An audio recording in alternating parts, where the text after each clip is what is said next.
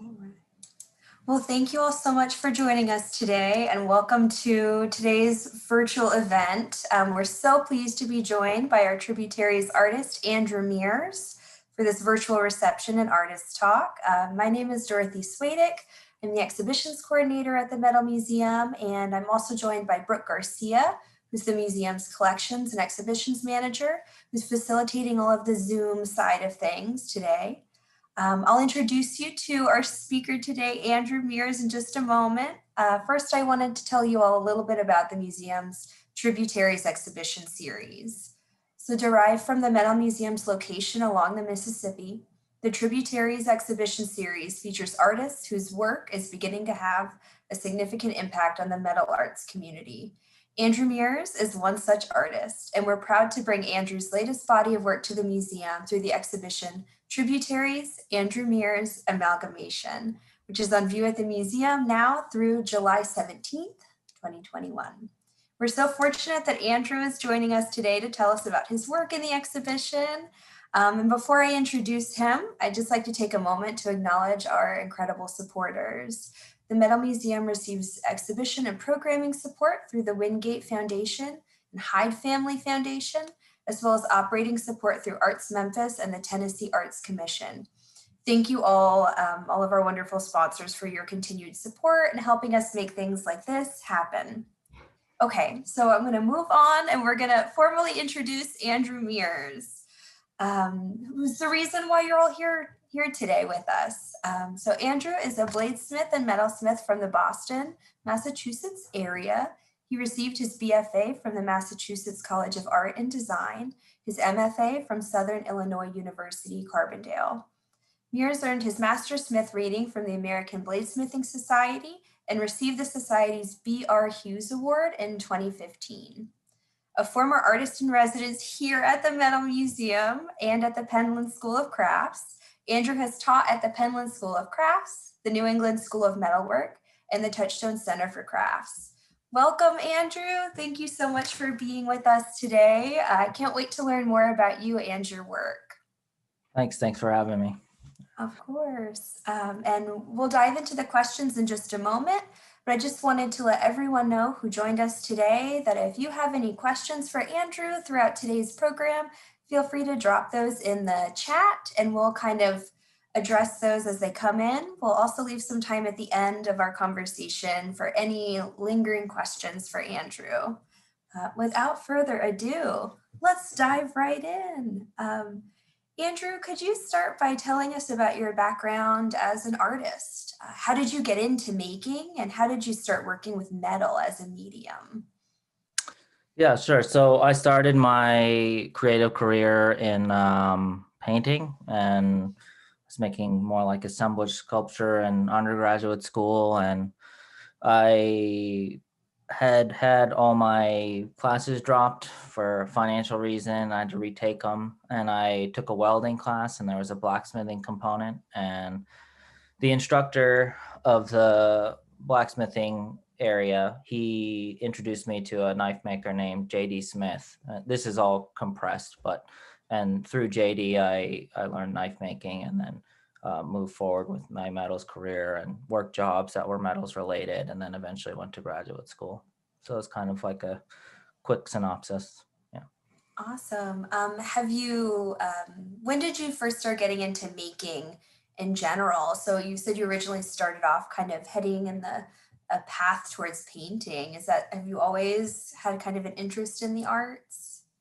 I mean, I think,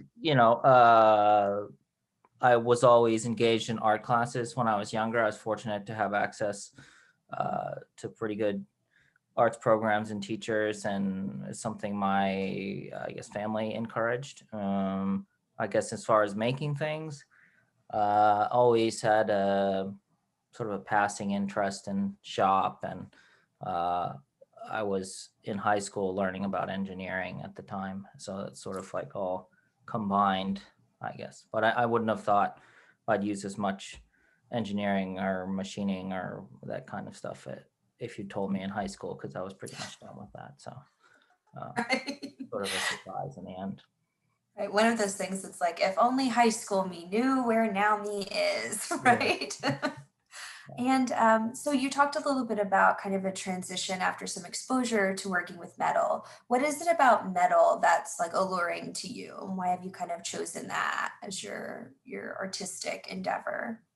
Well, I guess at the time I made the switch, it was uh, more about how I perceived craft rather than art. So, and I wouldn't have been able to express that at the time, but I think the usual kind of attraction is playing with fire and the plasticity and um, the, permanence or seeming permanence of it or the strength of the material. And it's actually quite stable. So as opposed to woodworking, you don't have to deal with a lot of movement or worry as much about moisture and things like that. So I think that's what really attracted me to it. And probably my background or like history with engineering probably was more, it helped me become more interested in metal as a medium. Right, awesome. I always love that question because I feel that for everyone I speak to, there's a different answer of like how and why you get into metal. So that's very cool to hear. So we'll kind of moving forward and kind of tracking your career in metal. So among your many accomplishments in the field, you hold a Master Smith rating from the American Bladesmithing Society. Can you tell us some about your path towards becoming a Master Smith? Yeah. So this one might be a little longer. When Oh, I had met JD, he was a master smith, and I didn't really know what anything. So I should back up. There's a guild called the American Bladesmithing Society, and they administer rankings just like traditional guilds used to do. And there's a journeyman, or there's apprentice, journeyman, and master smith. And when I met JD, he was a master smith, but Uh, I didn't know what that was or anything about the guild. And he was always stamping his blades with his signature and then MS. And I never had the courage to ask him what it was in the beginning.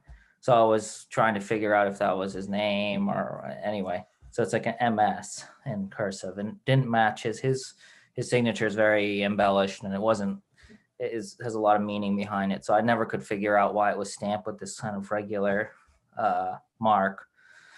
And JD never really pushed me to do it. He always would see where a student wanted to go and help facilitate you towards that goal. And my goal at the time was more towards Japanese work. I even sort of looked into apprenticeships abroad and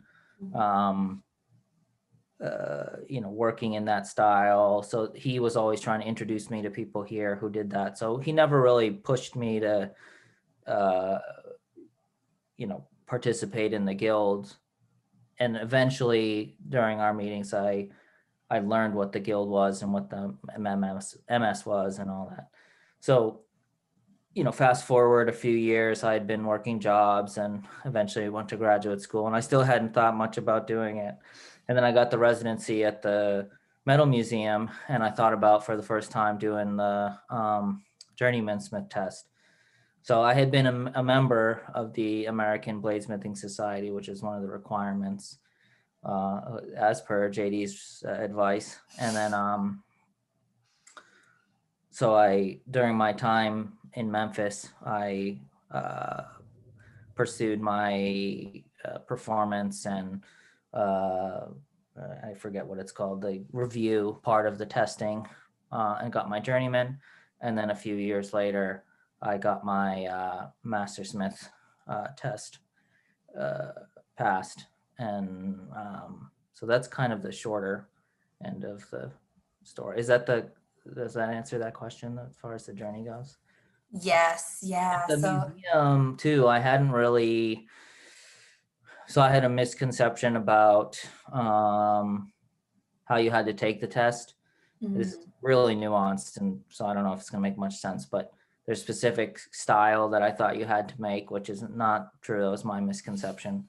But I had never done that because that's not what JD did and not how he taught me to make knives. And so I was really learning how to do different construction methods and thermal processes and fit ups and things like that. So it's actually, for how young it is and how young the country is, it's fairly regionalized, I think, in terms of it's very Hmm. subtle and nuanced, but style wise. So I was more like a Northeastern style maker.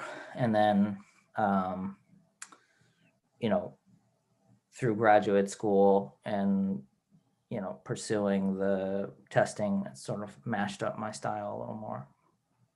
That's really interesting. So in like when you are looking at your work or the work of other bladesmiths kind of from the Northeast area, what kinds of things are you looking for that tell you geographically where an artist might be from? I mean, it's kind of hard it's really subtle. So there's a lot of like natural handle materials, a lot of Mm. machine screws, a lot of file work, Damascus and natural handle materials and bolsters. It's not really like shapes and things like that, but the fit ups are more mechanical.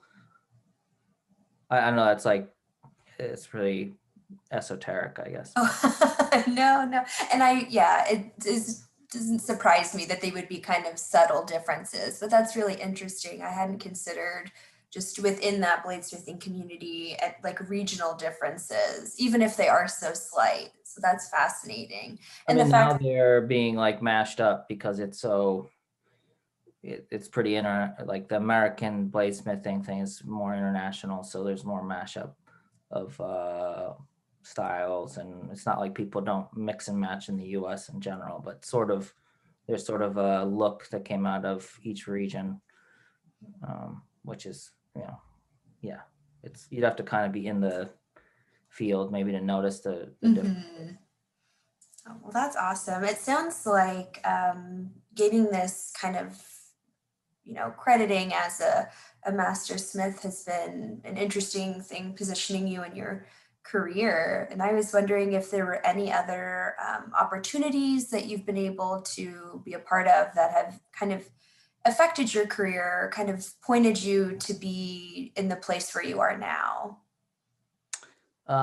Certainly all the residencies from the museum, graduate school, Pelham's residency have all positioned me. They're all in different ways, I think developmentally, graduate school was pretty important for me. Um, Career-wise, doing the residencies and focusing me and being able to attend shows with help me in that aspect and do the testing and things like that have definitely all been major influencers, but in different ways, I think. Awesome. Well, that makes us very happy as the Metal Museum to hear. We're very happy that you were with us for the time that you were. All right, so I'll kind of move along our list of questions. And our next question is very much tied to one that came in over the chat. So I'll ask the question we had planned to ask, and then if there are any follow-ups or you want more information, feel free to drop additional questions in the chat. But I was hoping, Andrew, you could tell us a little bit about the ways that your heritage might play into your work as a metalsmith. Uh, so I was adopted from Korea, and I think that a lot of people who were, it's easier to engage with Japanese culture rather than Korea at the time I was adopted. It's different now with K-pop and K-drama and popularity of Korean food, but when I was younger, that wasn't the case. And it was just more Japanese prevalence. It was just the most Asian thing you could have connection culturally with in the United States, as well as Chinese. So I had more Chinese American friends. But as far as metalwork, that's how that tie came in. So I became more interested in Japanese style metalwork. And there's a tie with Korea as well, as far as technique goes and the transition from the peninsula into the island. Uh, and I think that would be the cultural the tie for me personally. Mhm. And also visiting is not loaded. It's not a loaded experience when you go over there and learn because, yeah, for a number of reasons. So it's more for many adoptee Koreans, it's more easy. It's less constrained by societal issues than it would be if you were going back to Korea and learning like Kumbu or something. Gotcha. And great, we have kind of a follow-up question to that. How does the Japanese style express and distinguish itself in metalwork? Well, I don't like imagery wise, I don't like, you can tell my work is not Japanese. So I guess there's a lot of like narrative imagery that's cultural and historic rather. So I don't use traditional stories. I use the scale personally. I use the scale and the narrative style. As far as Japanese work is, it's like a lot of cultures where there's myths engraved onto the fittings and the furniture, and I think a lot of insects and nature scenes, which was like is perceived as different than Western stuff, but it's not necessarily that different depending on how you compare the different time periods. But it certainly has a different feel and style. I think the scale and the lack of there's not all golden mean stuff in the modern era. Like in Western engraving, there's a lot of golden mean scroll work and stuff. And Japanese can have offset balances and asymmetry and things like that. I'm not as well versed uh, in the actual traditional styles, so I couldn't speak with any authority on that matter, but I certainly draw the inspiration from it mostly. Awesome, thank you. And thank you for the question that came in over the chat. Awesome, and well, that transitions really nicely into the next kind of topic of conversation. You spoke some about this idea of narrative themes and imagery, but I'm curious if you could talk us through some of the more technical side of your work and explain some of the blacksmithing techniques that we see used in the work that's on display at the museum currently.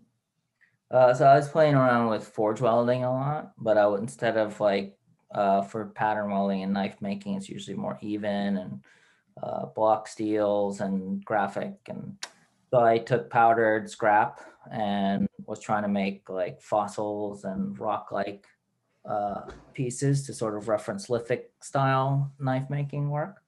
And so I would just pull off waste product or swarf or try and fuse it together to get more naturalized shapes and textures, and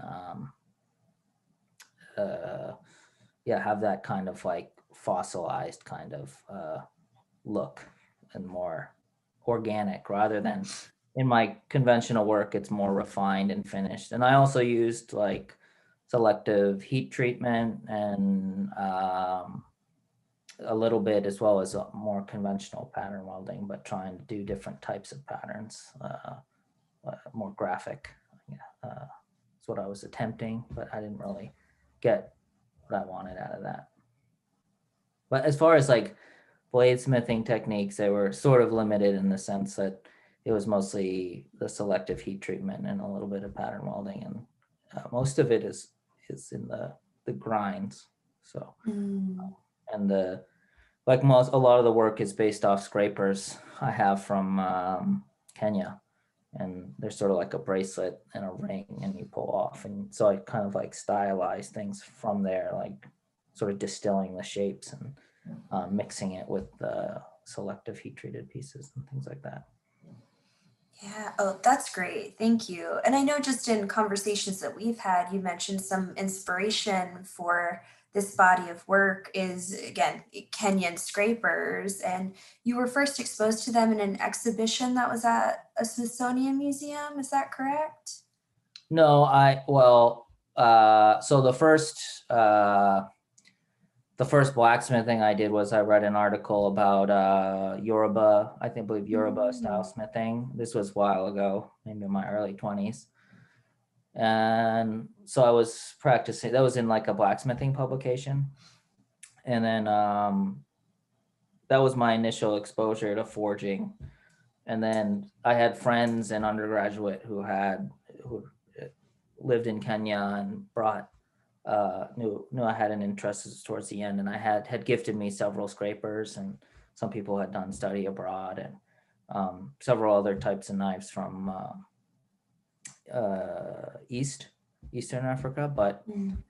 as well. So I had a range of those pieces, but the recent body of work was, and so that was like the scraper shapes, like from further back, but that's where the wall pieces with the fan shapes and things came from. But the Mm.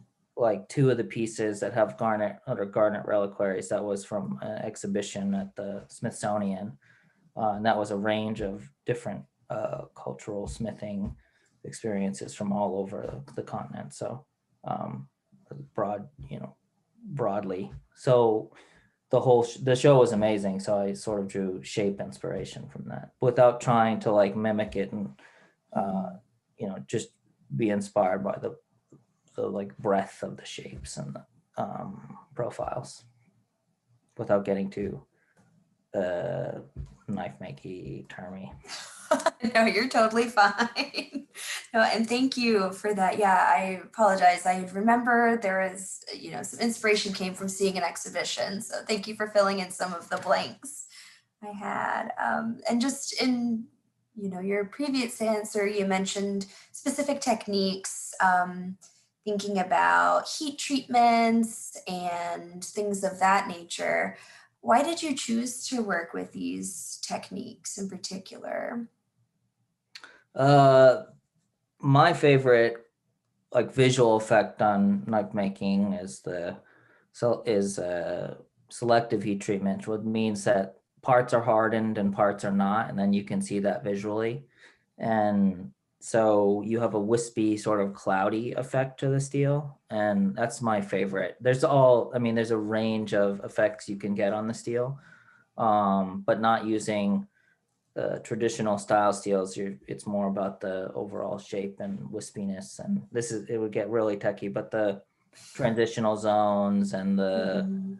the areas that creep down into the blade that are like of marginal hardness leave a visual effect that's quite pleasant. There's also an effect that's called mirror, and you can't really see it in the pictures, but it's like a ghosty, cloudy mirror effect of this is called the hamon around the edge of the blade. So there's like a grayer area that's further up the blade that is like also of marginal crystalline structure hardness, and it's a quite beautiful. I think to me it's the most beautiful effect in knife making, and or I guess most elegant. And I don't often have the opportunity to work with it exclusively or in Mm. the way I want. So this was an opportunity to do that. And in some of the pieces, it made more sense to have an effect like clouds rather than like a hard pattern. Gotcha. Yeah. So we're looking right now at River Garnet, and I think using this as kind of an example piece for some of that effect you're talking about on the blade itself. It really is beautiful, just that kind of like the dimension it adds to the work. And it's really incredible to see in person as well. As a side note, the effect when I started, I was knife making. I was trying to get this effect, and the traditional way is done in water, which has a high rate of failure. And then an older Mm. student thought I was trying to make pattern welded material and said, "You're doing that wrong," and showed me how to make crude pattern welded material. And that's, I guess, back to an earlier question, that's actually how I got started. So I was trying to do uh, selective heat treatment, and through some misinformation, I learned how to do some pattern welding. Wow. Sometimes it's like that though, right? You're like going for one effect and stumble into something else. So that's awesome. Okay. So I think I've asked some questions around this, but just in case you wanted to share any additional information about the idea of or inspiration for the work that you've decided to include in this exhibition. I didn't know if you wanted to share anything else on that topic. Well, overall, I was trying to work like the idea of amalgamation was like sedimentary rock and different types of rock and uh, things being coalesced over time. Forge welding, if you think of it chemically with the fire and everything, is really just to heat up the chemical reaction, to quicken the chemical reaction. So if you are familiar with a seized bolt, that's the beginning of, I guess it's what fusing together. So if you think of it as fusion, so that the scrap from the saw blade is sort of a loose reference to how like sedimentary rock is formed, for example. And so that idea mixed with lithic style shapes, or referencing lithic style shapes and scrapers and broader shapes, less westernized shapes, I think was really where I was going with that. And then usually I try a lot of experiments and then bring it together in the in my more refined work. So I like to have that kind of balance there, and then it'll all come together. So sort of the way, and like some pieces maybe aren't as successful, but then I can draw elements from those things and use them in other work. That's kind of how I'm usually working. And then sometimes just this piece here, just working from like a river stone, and that memory of skipping stone, how it feels in the hand, which is not conventional knife making. There's a lot of thought on how things should fit in the hand, and you don't think about how you select a skipping stone. So it's like a different way of thinking about that, mixed with the scraper and then some imagery and inlay. And so it's trying to like redirect those design aspects as well. Awesome, thank you. And yes, I'm very particularly fond of this piece Riverstone folder because again, you talked about the idea of picking that perfect skipping rock. I'm holding my hand the way I would hold it to skip, right? It's a very like tangible thing to think about. A lot of people know exactly what that should feel like. So it's really interesting having that in mind and then looking at the work. Awesome. Let's see. And you kind of touched on this next question as well, but I'm very interested in learning more about where the title, kind of subtitle of amalgamation came from. Well, I think it's mostly about how fusion is basically an amalgamation, which is like kind of a crude description, but as well as like sort of all the different interests I have coming together. So that's kind of a reference to that. So the literal material, how it's created, and then how I like to work. It felt like a fitting title. Definitely. And could you share a little bit more about some of those interests you see coming together in this exhibition? Geologic interest, trying to think of ways you hold things that aren't the conventional way, and then mixing that back into more refined work, working with the idea of reliquary, bringing it back into that work, and memory and nostalgia, and I guess that's how I see it coming together in interest wise, plus using inlay in a non imagery based way, or less image based and more just decorative or designy or decorative, or even like one of them is a treasure map. So less like animal, even though I did use one rooster,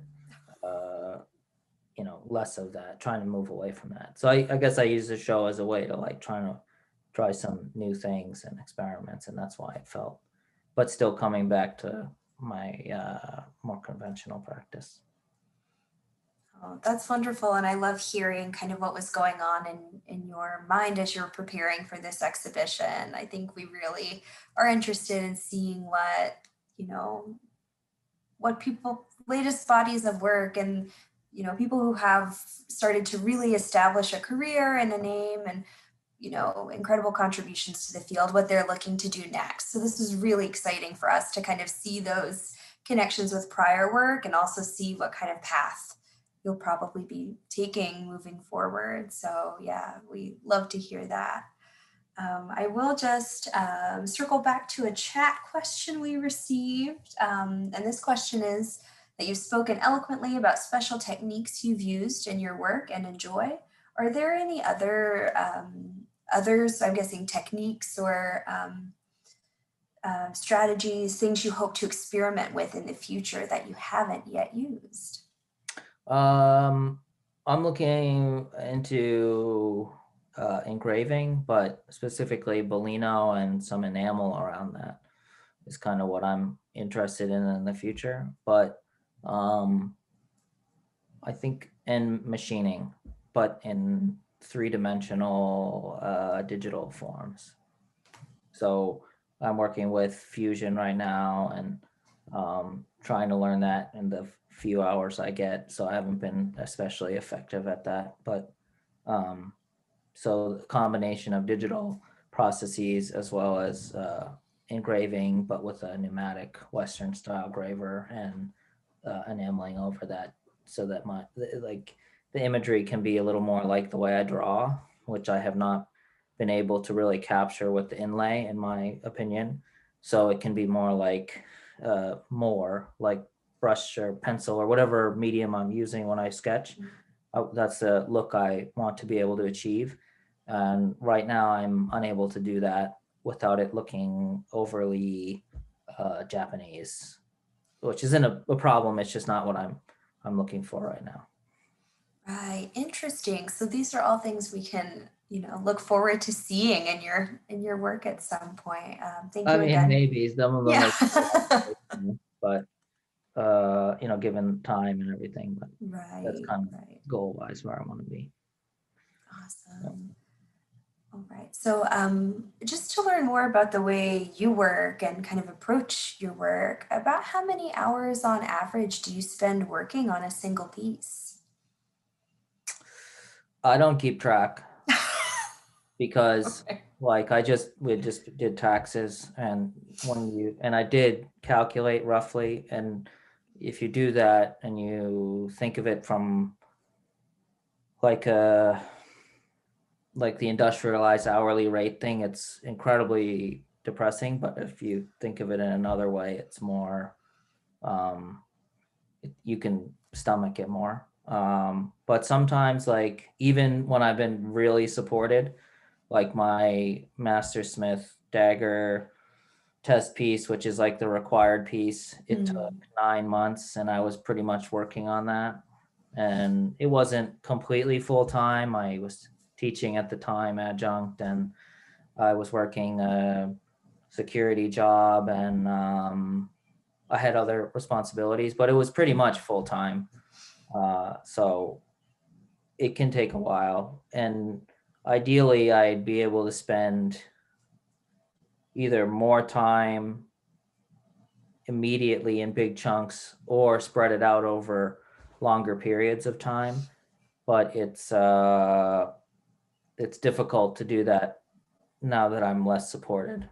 So I'm having to adapt to that right this year. Right. Yeah. No, I think that really resonates. Just your comment on, thinking of time as a quantifier, right? Instead of being able, however much time it makes to produce a thing, I guess that's not as important in some respects as like the final product and things Yeah. learned along the way. And a lot of the work that I spent more time on, like it doesn't take as much time now. But when I was spending that time, it was just me. I was, I didn't have animals and relation, it wasn't, I was able to spend that time. So for younger people, it's like, it's, just as I think it was easier to do that then than it is now. And you just have more responsibilities and things as you move forward. And especially being unprotected by opportunities like residencies and things, it changes how you, like a year in Philly where it was just like finishing work up. I usually fix it so that I have one big piece that's running as a backbeat, and then I fill it in with little pieces, or take weeks off because you need a break anyway from some of the work's pretty invested. So, or I forge a bunch and some of them are big pieces, and they sit there for years, and then I'll finish them later, things like that. So Right. there's a way to manage the time, but it's tricky. It's really, and polishing takes an inordinate amount of time, especially for, I don't know if there's any knife people up, but the grinds I do are not simple, and you need specialized stones, and they have to be brought to high finish, and you can't really use power tools because you can use a little, but not like, in the end it's hand finishing, which takes a while.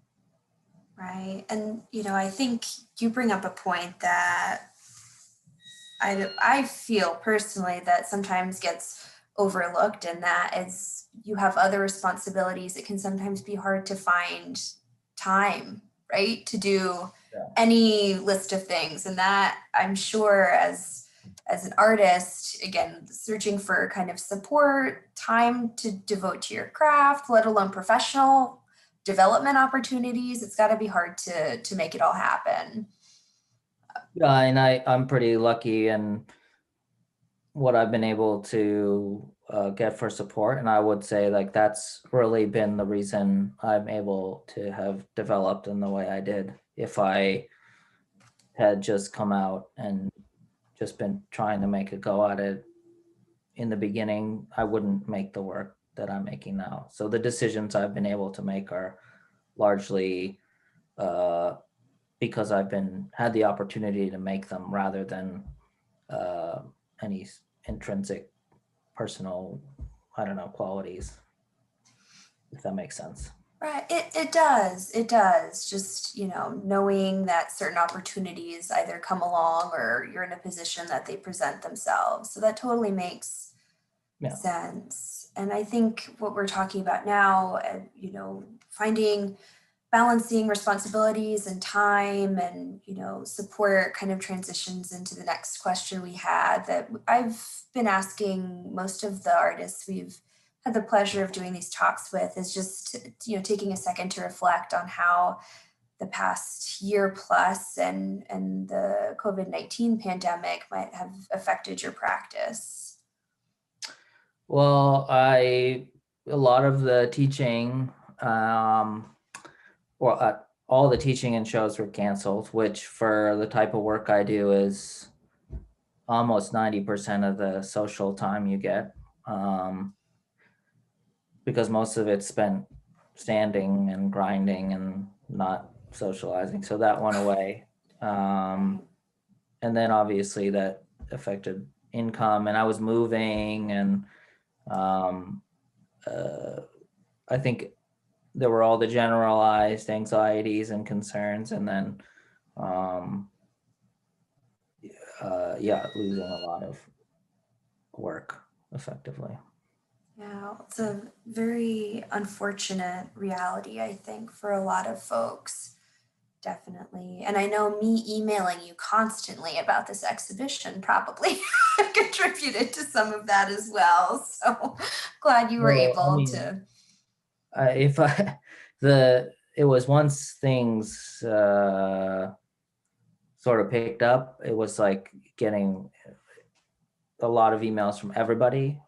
And so it was just kind of in the general milieu. Right. Right. Well, we're so excited that you were able to be flexible with us throughout all of that, and that we're able to host your work here. We really do love having it at the museum, and love working with you on this project.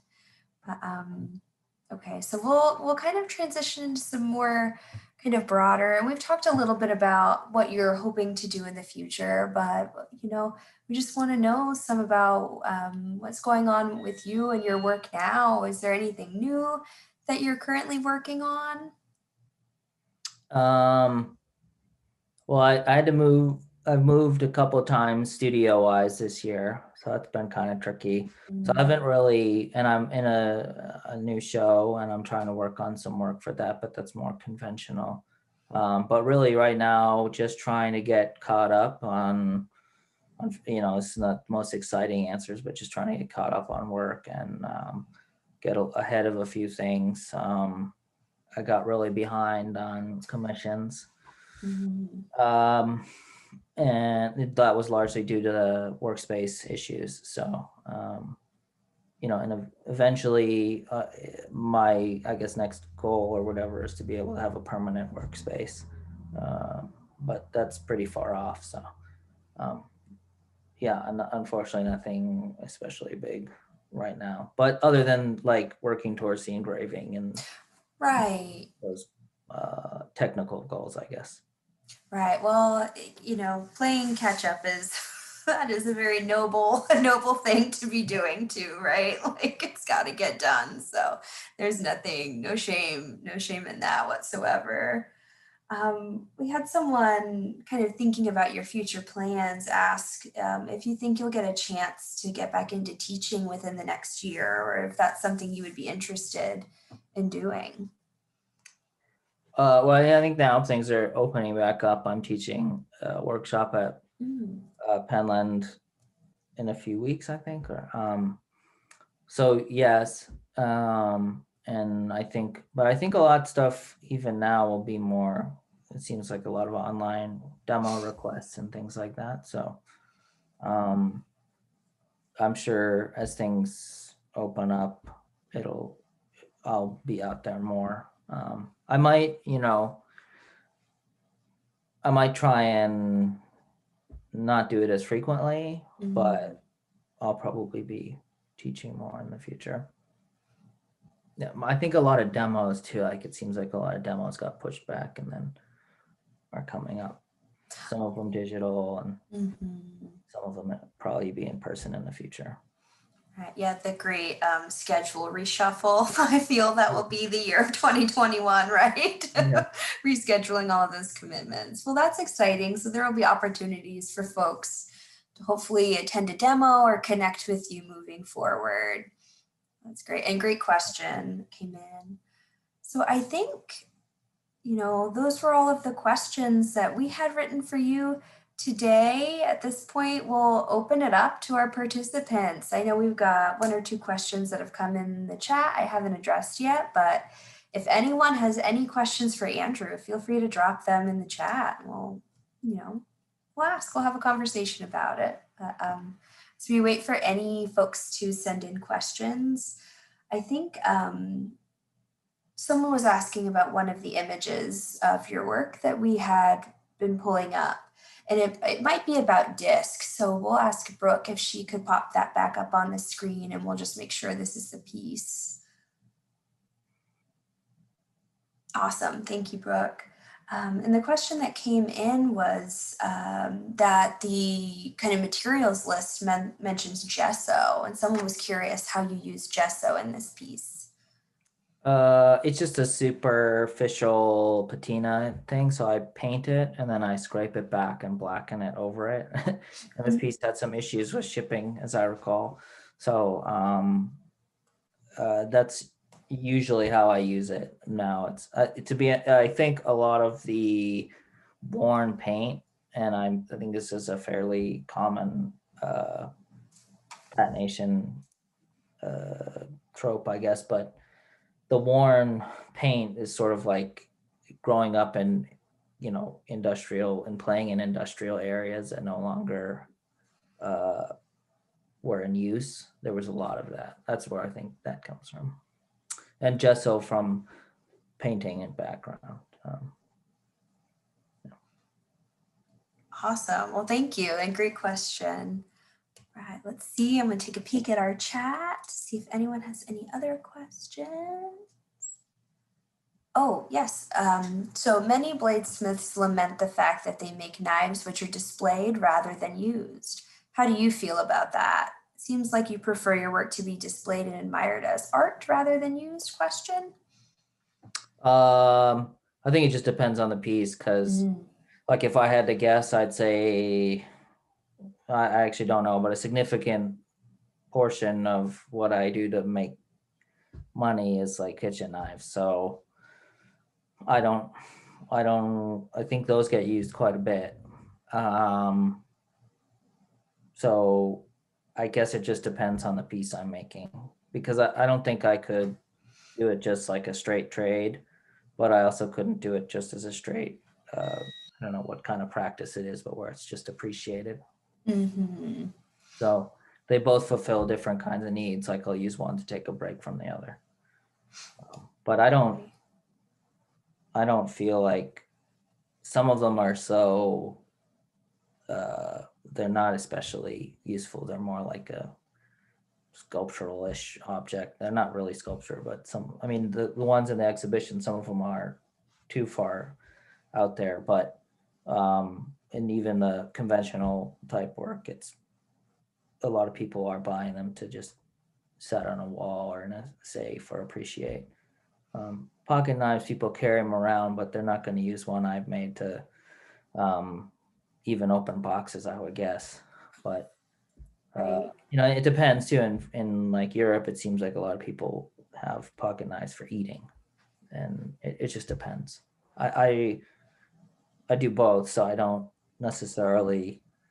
They each have their own concerns and they each have their own complaints, you know.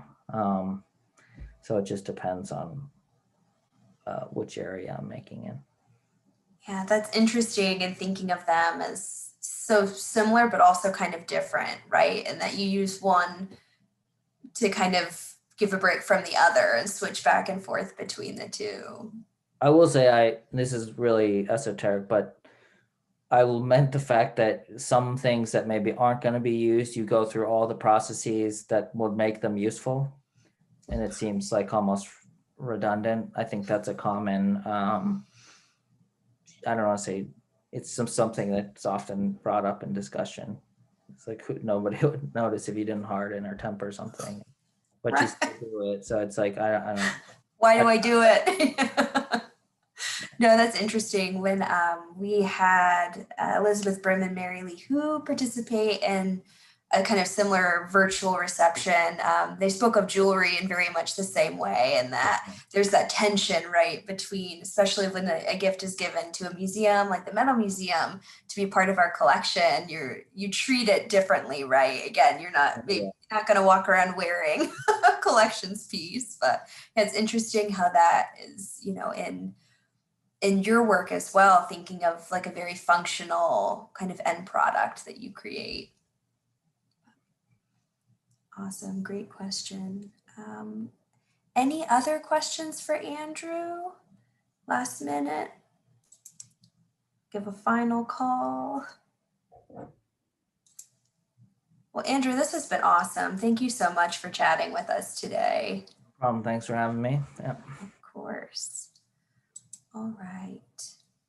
Okay, I'm not seeing any more questions come in. So I might take this as an opportunity to kind of wrap us all up today. I want to thank everyone who joined us for today's virtual artist talk with Andrew Meers. Special thanks to Andrew for sharing his time and talent with us this afternoon. If you haven't made it out to the Metal Museum to see his exhibition, definitely do. It's really incredible.